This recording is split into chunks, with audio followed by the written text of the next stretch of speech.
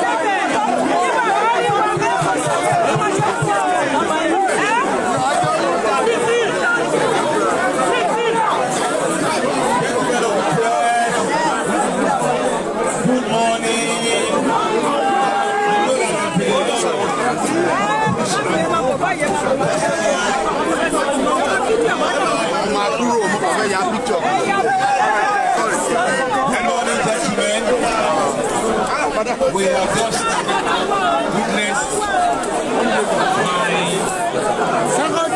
casting of my votes this morning. My wife and I are happy with the turnout from INEC. We are happy with the level of turnout at this polling unit. You can see that I'm told that they came right on time, and voting is on.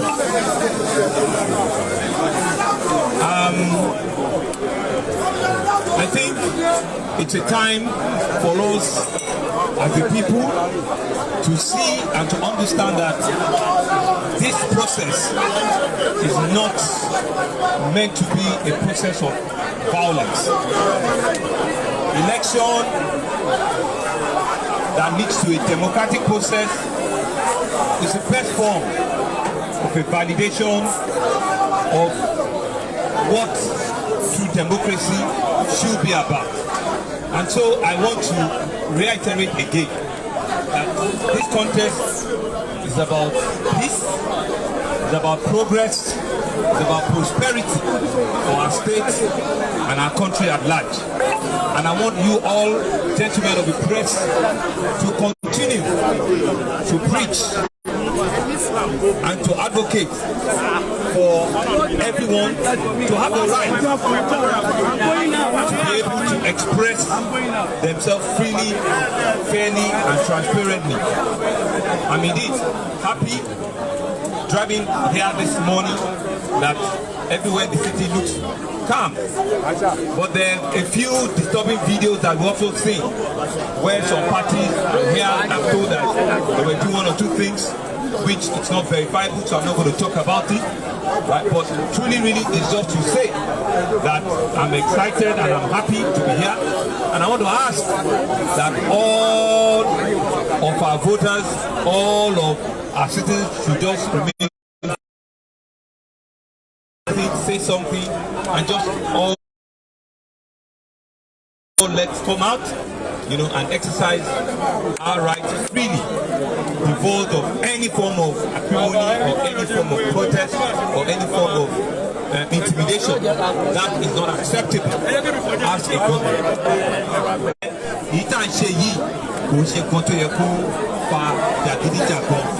Ètò ìdìbò ó jẹ́ ẹ̀tọ́ gbogbo ọmọ ìlú Èkó, gbogbo ọmọ Nàìjíríà láti lè ṣe tó máa lọ wọ́ọ́rọ́wọ́ọ́rọ́ tí ò ní sí jà, tí ò ní sí ìṣẹ̀jẹ̀ sílẹ̀, tí ò ní sí jàgídíjàgan, tá máa ṣe tó máa lọ tọ́lọ́ dẹ̀ máa fún wa ṣe. Gbogbo yín náà tẹ́ bá ti ń jáde tẹ́ lajú sílẹ̀ tẹ́ rí pé nǹkan tẹ́ ń ṣe pé kò sí wàhálà ń bẹ̀.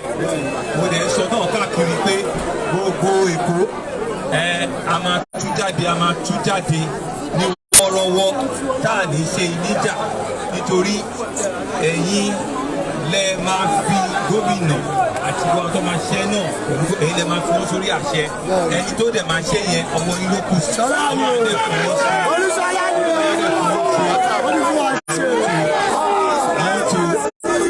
Thank all of you, gentlemen of the press, for turning out in large number here this morning.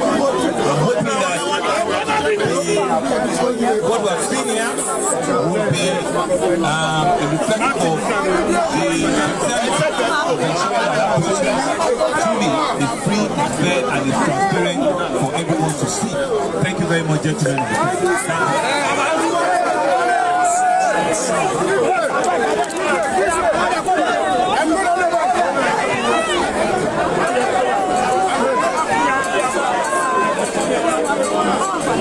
Ẹ̀sìpẹ́ gómìnà ìpínlẹ̀ Èkó ọ̀gbẹ́ni Babájídé Sanwó-Olú ṣẹ̀fà àwọn oníròyìn sọ̀rọ̀ tó ní tí ó ti gbọ́ lọ́wọ́ àwọn aráàlú ẹ̀jẹ̀ àdìlọ́pọ̀ ẹ̀kú láti kópa nínú ètò ìdìbò yìí bẹ́ẹ̀ ni sọ pé gbogbo náà ni ó lọ ní wọ́ọ́rọ́wọ́ bí ètò ìṣe ń lọ ní ọ̀pọ̀ èdè ìjọ náà ni wọ́n ń wò yìí a ó tún máa lọ sí ìhà míì ẹgbẹ́ mi nípínlẹ̀ Èkó ibi tí a ó ti máa mú wá sí olúwòrán bí ètò ìṣe ń lọ lọ́kàn lẹ́sẹẹsẹ ẹ̀ṣin tí ẹ̀ ń wà ẹ̀ṣin tí ẹ̀ ń tẹ̀lé wa tí ẹ̀ tẹ̀sí wa.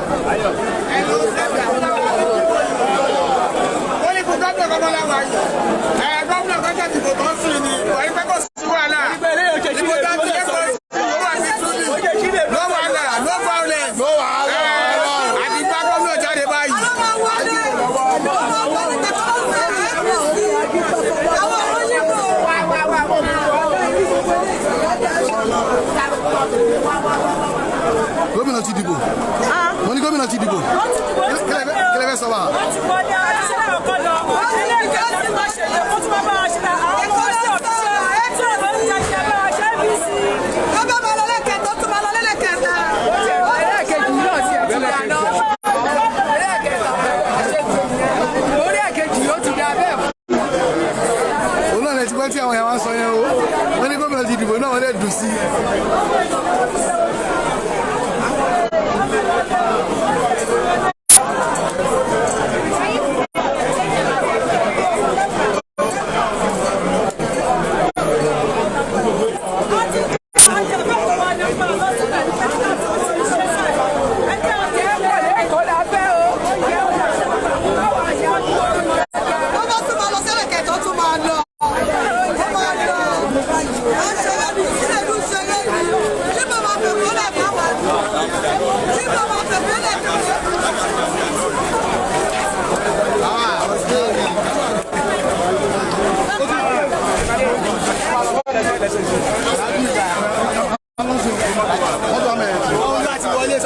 wọlé ìṣàlá àgbọ̀ ọjọ́ APC. gómìnà ti dìbò.